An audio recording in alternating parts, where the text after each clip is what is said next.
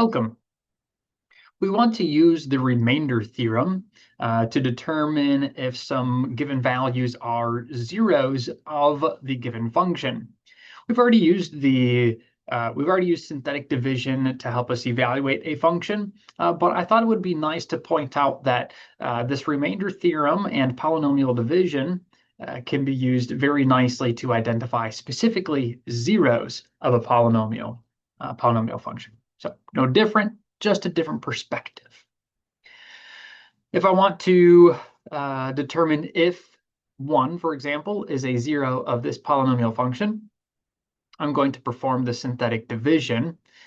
So I'm going to take p of x and I'm going to divide it by x minus 1, right? That's effectively what I'm doing in this case in order to evaluate it. Now, my presentation of synthetic division might look a little bit different than yours, but it's pretty straightforward. So we have x minus 1. We are evaluating at 1. Now, whereas other presentations have very minimal notation, I think they box off the 1 and they have a horizontal line. In this case, I write it just with a larger L. I write down the coefficients of the polynomial function. 2x cubed, negative 1, x squared, negative 7x, and a positive 6. Carry the 2 down. 2 times 1 is 1, and then we add. Negative 1 plus 1 is 0. Let's see here.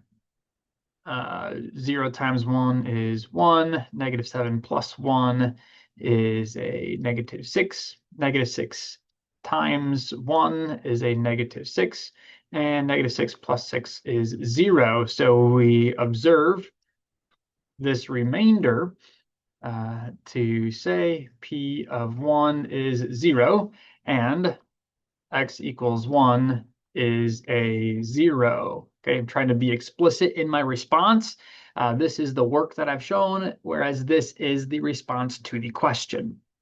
We want to understand the difference between those two things because sometimes there's not a lot of difference. What is the work that you needed to do, and what is the answer to the question? X equals 1 is a 0 of the polynomial function. Excellent. So we want to move on to the next number. So we're going to look at negative 1 here. So negative 1, draw what we need for our synthetic division. 2, negative 1, negative 7, 6. Drop the 2 down. 2 times a negative 1 is a negative 2. Negative 1 plus a negative 2 is a negative 3. Negative 3 times a negative 1 is a positive 3. Negative 7 plus 3 is a negative 4. Negative 4 times a negative 1 is a positive 4. 6 plus 4 is 10. I grab onto this. This tells me that p of negative 1 is equal to 10, which is not 0. So I'm not worried about that. Since I want the zeros of the function, I am identifying this is a 0. If I want to, I can say that x equals negative 1 is not a 0. That's not the detail I'm interested in, but I have shown the work at least, and in this case, given a comment that it's not. All right, the next number is 3, I believe. So 3 and then 3 halves. So we've got 3 here. 2, negative 1, negative 7, and positive 6. Drop this down. 2 times 3 is 6. Let's see here. Negative 1 plus 6 is positive 5.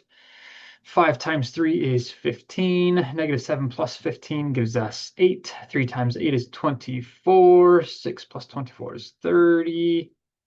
This thing tells us that p of 3 is equal to 30, which is not 0. And we conclude that x equals 3 is not a 0. And then finally, I'd like to double check on 3 halves. 3 halves is the last number listed here. So I have 3 halves.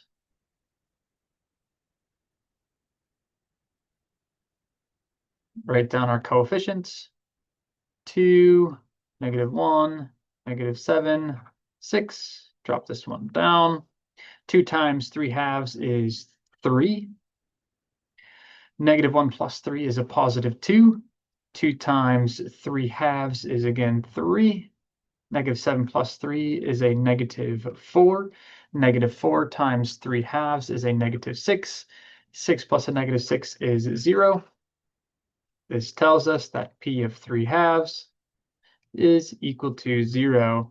So x equals 3/2. To respond to the question very explicitly, this is a 0 of the polynomial function given.